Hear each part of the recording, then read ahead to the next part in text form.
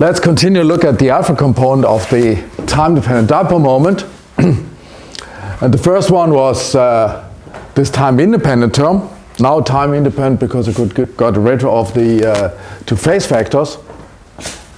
And I want to simplify the notation a bit by calling the unperturbed time-independent ground state wave function for psi 0, just call it 0. So what I get here then is 0 mu alpha 0. So far so good. Now here, this one, that first order correction, I have a 0th order in the bra, so that is 0th order, but I still have the phase factor here. I have to keep that, and that's in the bra, so that's going to change the sign again, so I should get e to the minus h0 t divided by I h bar.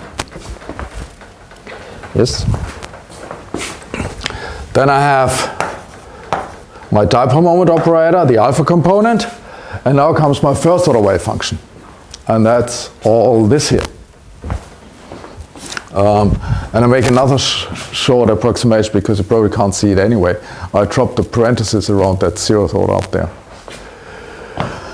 Yeah, e to the h0 t divided by h bar. Then I get 1 over I h bar, and now comes the integral from the perturbation acting on my unperturbed state from minus infinity to the time t now. And I get e to minus h bar t prime divided by I h bar, my perturbation operator, depending also on t prime, and e to the h0 t prime I h bar, and then 0, and I should not forget the volume element to integrate over dt prime. Right. That was this term, and now I have to get the second term, where I have interchanged the 0th order and first order wave function, and which means I have to take the complex conjugate or the transposed of this one, which means it's going to be in the other order. And I think I moved the integration over time immediately out of the whole integral. Slightly different than here, but move it completely out. I could do that also here. Let's do that there also. Minus infinity to t. Because I mean, this expectation value, that's an integration over space coordinates. And here I had the integration over time, and since different coordinates, I can interchange which integration I do first, so I take the time integration out. And here it's in the second term, it's anyway much better, otherwise it gets really messy. So I take that out, and I might also take this thing in front of it, and I'll do that here immediately, I h bar. And then basically I have to start from the right, so I get 0. Don't forget that I have to take the complex conjugate if I take it out of the bra, so it's minus h0 t prime divided by I h bar v of t prime, and then I get e h0 t prime divided by I h bar. Now I'm here. And then finally I get e minus h0 t divided by I h bar. That was my first order wave function, now in the bra. Yeah? Shouldn't there be a minus in front? Because the 1 over I h bar should also be complex conjugate. Thank you. Yes, so now comes my dipole moment operator, and then comes my zeroth order wave function, which also has the phase factor, which is like this, t I h bar 0, and don't forget the integration. And then plus plus for the higher order terms. Imagine what a fun that is if you write that up with a second order wave function. Okay, let's put things a bit together. And I think the first thing I wanted to do is let's combine some of the operators of those exponentials. Because look, here I have two exponentials standing next to each other. Similar here.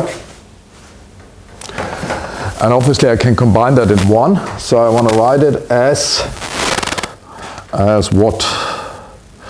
That's the second term. I want to write this as minus h0 t minus t prime divided by IH bar. Here and then there it's going to become the same except with a different sign. Because this was t prime and minus t, so I have minus t and plus t prime, and up here I have minus t prime and plus t, so it's going to be minus that thing.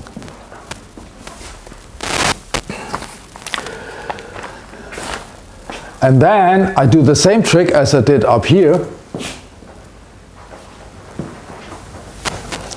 I let this one act on here. If I do that, I get E0 t divided by IH bar 0. But this is now no longer an operator, this is a number. So I can take this out. But I'm not only going to take it out, I'm going to stuff it in here again.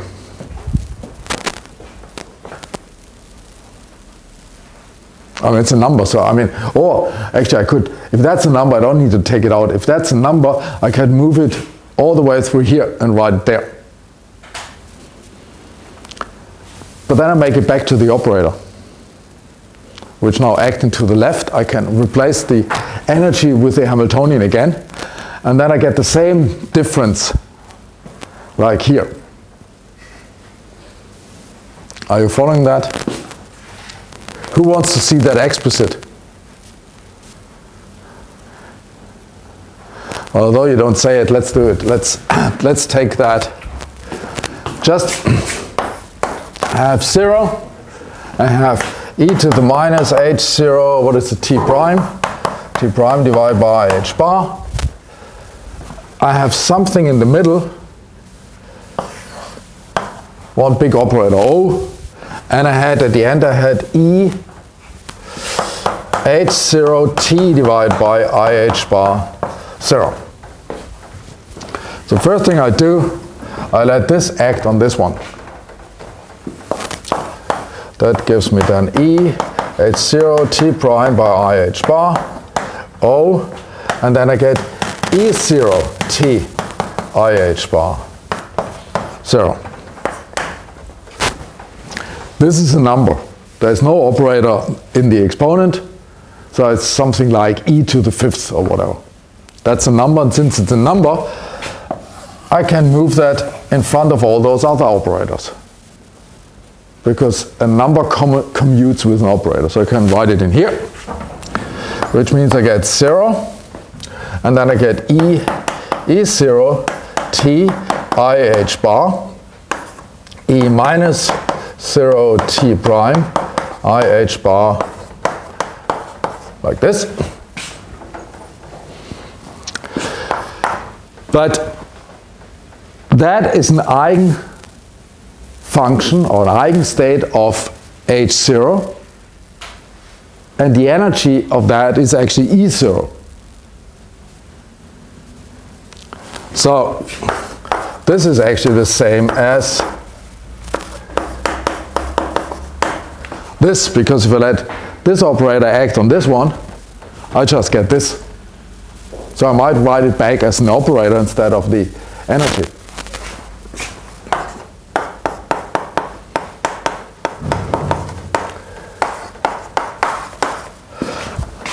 And now I can combine those two exponentials like I did it here,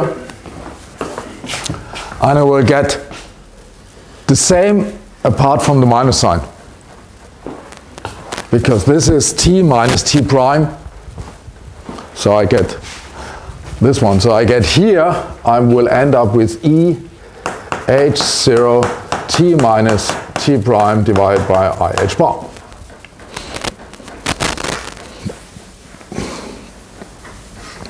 Which means I collect, what I want to do is I want to collect all those exponential operators in one place around this V.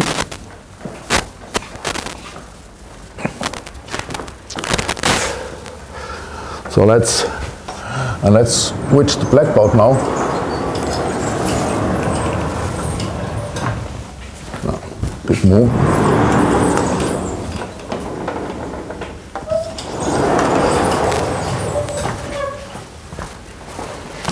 Right, if I do that now, so I get the expression for the alpha component of the time-dependent dipole moment is then the permanent one plus, and now let's have 1 over I h bar, the integral from minus infinity to t. And now I want to combine those two terms. I mean, they're both expectation values of my unperturbed ground state 0. So I can combine them to 1, and I should not forget the minus sign here, where I have all those operators minus all those operators. So I get expectation value, and then a big parenthesis.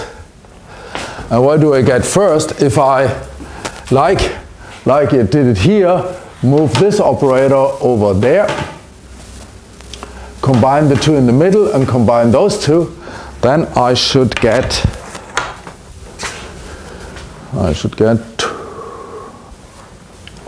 mu alpha operator.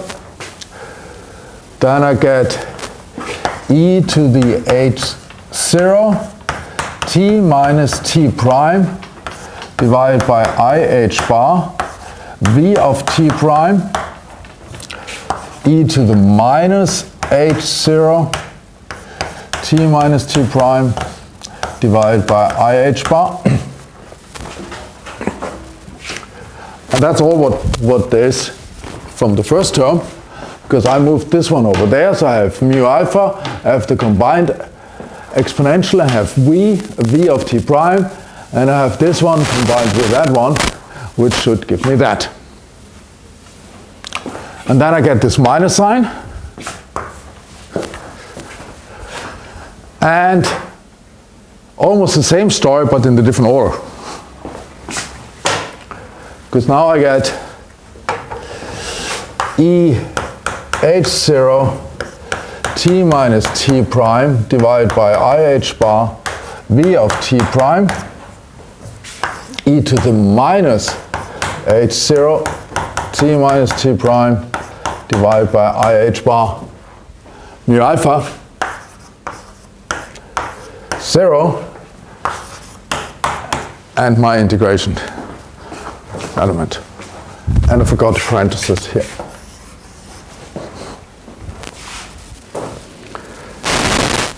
And all the higher order terms.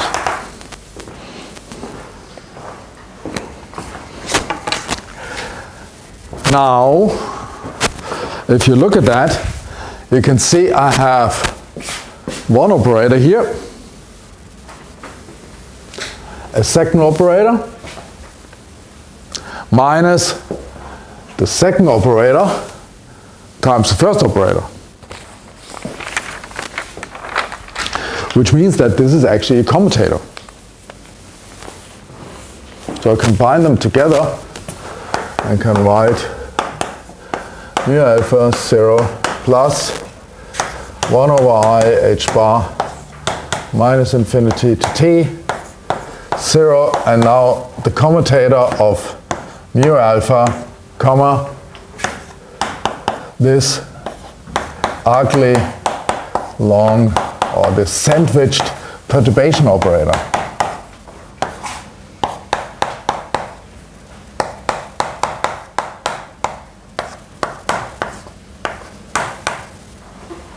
Bar, commutator flip, 0 dt prime. Okay,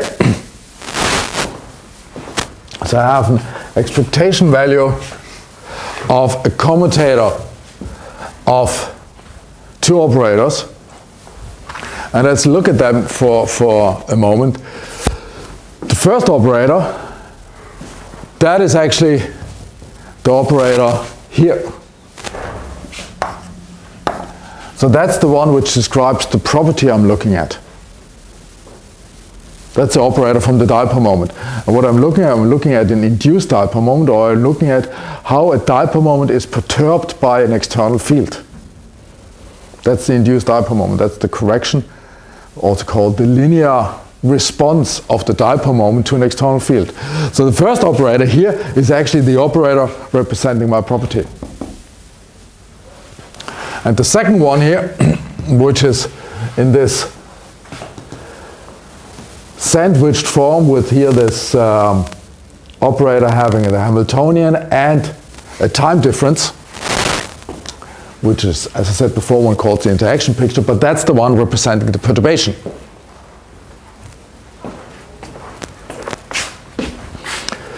Right. What do we do with that now? Well, we want to compare it at the end with this expression up there, which, rewriting that cosine, I might also write with something minus infinity to plus infinity. But here I have minus infinity to t.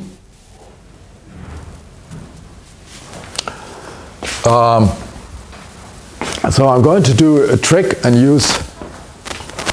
I want to extend that integral. Instead of going from minus infinity to t, I want that to go from minus infinity to plus infinity. So I have again something which I could make a Fourier transformation on. And I'll really use a dirty trick, because if I extend the integral, I'm adding something which shouldn't be there. So I have to make sure that the part I add cannot contribute. And the easiest way to do that is to multiply it by 0. And therefore one introduces something which is called the Heaviside step function. Heaviside step function.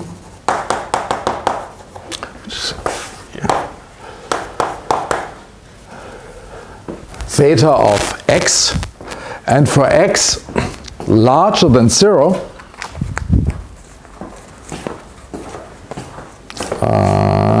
no, for x smaller than 0, theta of x is 0, and for x larger or equal to 0, theta of x is equal to 1.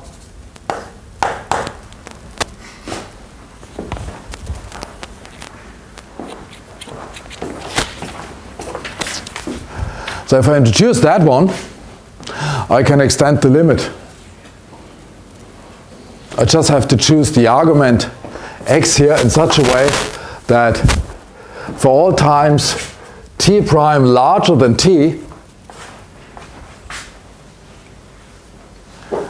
I get 0. So if I do that,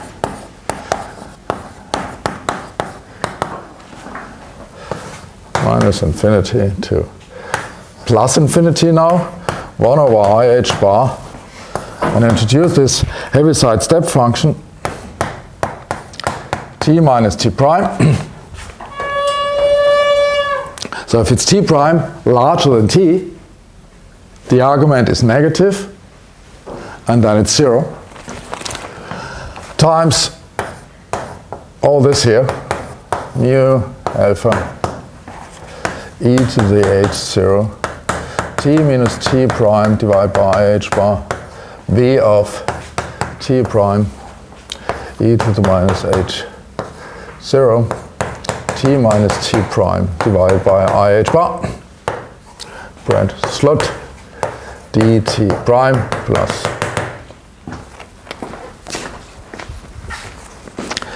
and this thing, what is now underneath that integral, is so important, so all that up to here, that it gets its own symbol and has its own name. This is called a linear response function.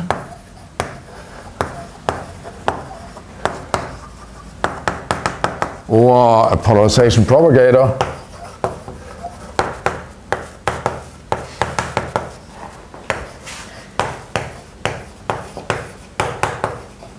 And here it's in the time domain. In the time domain.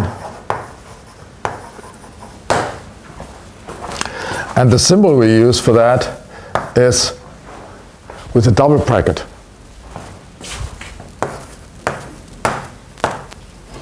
And then you write the first operator in there, and then you write the second operator, which in our case is this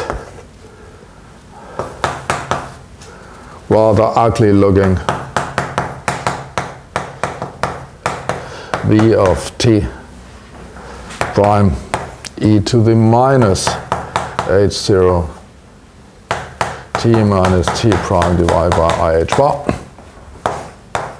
And that's sort of in the time domain, t prime.